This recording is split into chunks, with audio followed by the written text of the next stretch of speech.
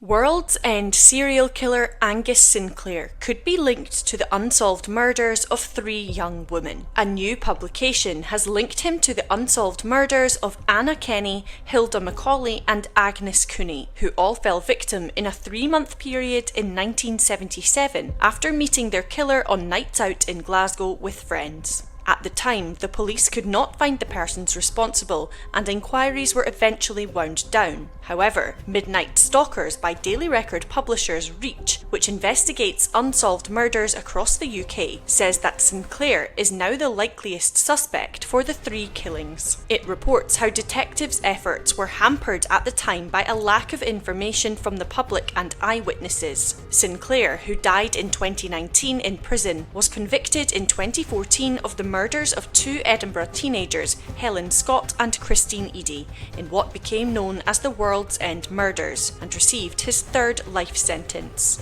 Midnight Stalkers tells how Anna Kenny, who was 20 years old, disappeared on August 5, 1977, after a night out at the Hurdy-Gurdy pub in Lister Street, Townhead in Glasgow. 20 months later, Anna's remains were finally found in a makeshift grave in a remote part of Argyllshire by 2 shepherds. She had been sexually assaulted and strangled. The second of the 3 victims, Hilda Macaulay, was battered, raped and strangled after leaving the Plaza Ballroom in Govanhill, Glasgow, and her body dumped in woods 20 miles away at Langbank, Renfrewshire. On December 2, 1977, Agnes Cooney, who worked in a children's home, went to the nearby Claddagh Social Club in Westermoreland Street, Govanhill, and left just before midnight. Her mutilated body, bearing 26 stab wounds, was found 2 days later by a farmer near Caldercrooks, Lanarkshire. None of the 3 investigations were officially linked at the time by police, but in 2004, Sinclair emerged for the first time as a suspect after a cold case review of unsolved murders of 7 women across Scotland.